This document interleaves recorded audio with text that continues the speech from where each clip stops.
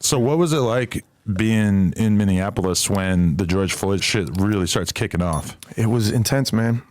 It was always, everybody in Minneapolis, if you live south side, north side, or in the streets in the city, it's like it's always been 12. It's always been like all my experiences with them. Because they just are worse than in a lot of other horrible. Yes, cities? They're worse than a lot of other cities. Well, maybe, I don't know. Right. You know what I'm saying? It's but the one you're most intimately aware of. Yeah, I mean, it was just in the paper. I just tweeted on my story or Instagram my story. You know, it's in the paper. It's in the Star Tribune. The shit's coming out. We're looking back, and they're all being found guilty of putting things under the rug and horrible ways of discipline and shit like that. I mean, and me coming up, like, you know, getting in trouble with them and them just, you know, busting in people's houses and beating people's moms and shit. Really? Wow. It was, we always knew it. And so when it come around and we saw that shit about George Floyd, and it was like, man, that was, you know, I was extremely close to all that shit. You know, that Cup Foods and where George Floyd was killed, you know, I think 8 months earlier, we were looking to buy our office right on that block, really? Just right over the wall of Cup Foods. You know? Office where you run your Stop House. Yeah. Okay. Yeah, and that was where I was born and raised in Powderhorn and everything like that. So, and I lived really close to the 3rd precinct. So, man, there was no sleep. You know, I was exhausted, man. It was. Did it feel like Minneapolis was already kind of a powder keg, and that situation just pushed it over the top? Like there was already a lot of that energy in the air that people were pissed off? Because in retrospect, it does stand out, and I wasn't super cognizant of it at the time that like, oh, a lot of this is the fact that people are stuck at home and don't have jobs and shit, which normally is the thing that stops you from everything marching. Came together in a weird combination, man. It was. I don't think it might not ever happen again like that, but.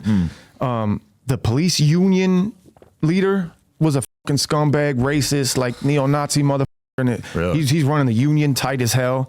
Like no one, you know, Derek Chauvin like got away with crazy shit. That wasn't his first shit. Prior you know what I mean? Like, oh my God, his priors were crazy.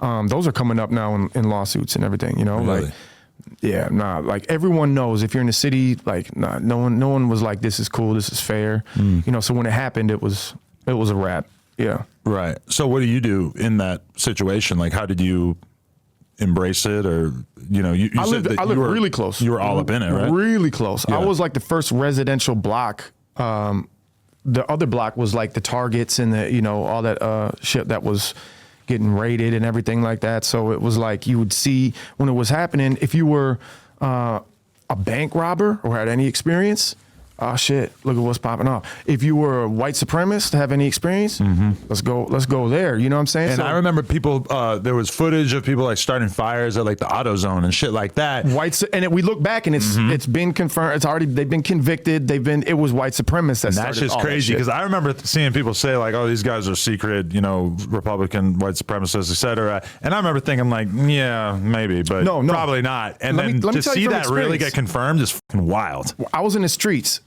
My homies got strapped up. We were riding around protecting businesses, black-owned, color-owned businesses, houses. My crib was there. They came in. The white supremacist Boogaloo Boys. Boogaloo Boys. That's what they call them, right? Going crazy. There was gunfights. Really? I was right in the middle of that shit, protecting things. It was the fucking Wild West, especially when that 3rd precinct went. You know, even before the 3rd precinct went for a couple days, it was fucking wild. And were you happy to just be out in that environment, or was there part of you that was like, "Fuck it, I'm staying at home"? I wasn't happy, and there was no choice for me. I wasn't staying at home because the resident, like I could tell that, all right, this ain't the neighborhood no more. When my block filled up with cars. Then I went around and walked. The next block filled up with cars. The next block filled up with cars. It was like the Super Bowl. Everybody came in there and did this shit. This wasn't us.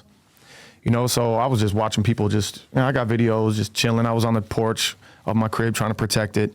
And, you know, everybody's doing their thing. Oh, what'd you get? PlayStation? Cool. Someone was friendly. But then, you know, when I got a little later, I didn't have a choice to be in or out.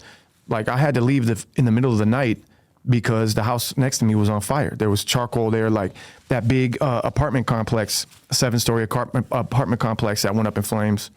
People like to post that picture like, yeah, like, you know, justice, whatever. For me, that was scary as I had a newborn baby that was 14 days old, you know, and I was up for a week straight, and then, you know, I finally doze off, and I'm keep the ringer on, like, boom, like, where you at, dude? This flame is jumping.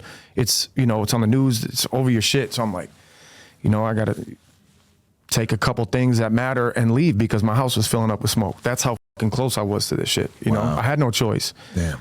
So yeah. When I look back on that, there was such a big part of me that wanted to just get out there and be in the middle of all the bullshit. Like, as a list, but my girl media. had just found out she was pregnant, and she like, normally I'm kind of just doing whatever I want when it comes to like leaving the crib, but like she like really was like, no.